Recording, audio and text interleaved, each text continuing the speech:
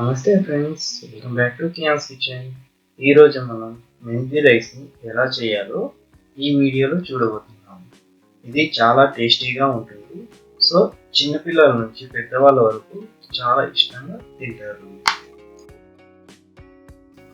మెంతి rice prepare చేసుకోవడానికి మనకు కావాల్సినవి చిన్న మెంతి ఆకు, ఒకవేళ పెద్దది అయితే చిన్నగా కట్ చేసుకొని యూస్ చేసుకోవచ్చు.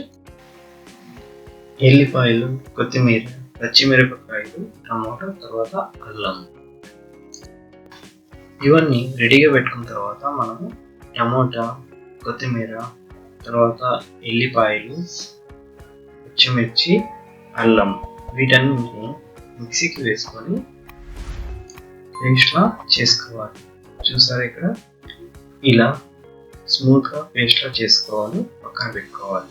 తరువాత ఒక కడాయిని స్టవ్ మీద పెట్టి వెలిగించాక ఆయిల్ని 5 to 6 స్పూన్స్ వేసుకొని ఆయిల్ కొద్దిగా వేడయ్యాక బిర్యానీ ఆకు, చెక్క, లవంగ, యాలక్కి, జీలకర్ర వేసుకొని కొద్దిగా ఫ్రై చేసుకోవాలి. తర్వాత ఆనియన్స్ వేసుకొని కొద్దిగా కలర్ డార్క్ వచ్చాక క్యారెట్ ముక్కలను వేసుకొని 5 minutes దాకా ఫ్రై చేసుకోవాలి. ఆనియన్, క్యారెట్ ఫ్రై చేసుకున్న తర్వాత ముందుగా రెడీ చేసి పెట్టిన మసాలాని వేసుకొని మసాలా కొద్దిగా రెడ్ కలర్లో చేంజ్ అయ్యేటప్పుడు అందులో సాల్ట్, తర్వాత పసుపు వేసుకొని బాగా మిక్స్ చేసుకోవాలి.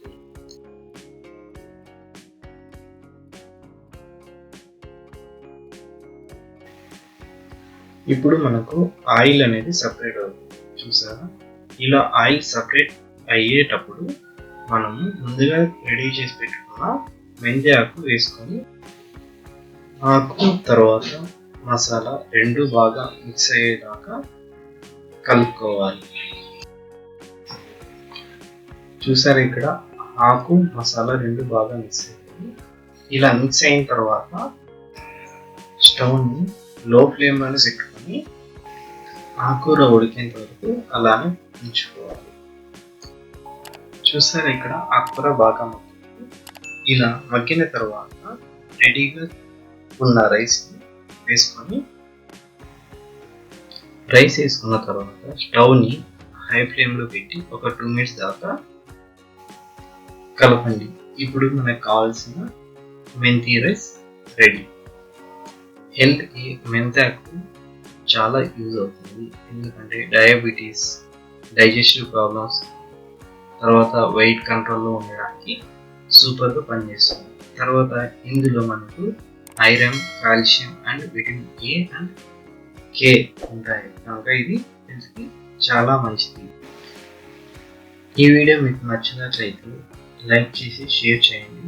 అలానే ఛానల్ని సబ్స్క్రైబ్ చేసుకుని బెల్ ఐకాన్ని నొక్కండి.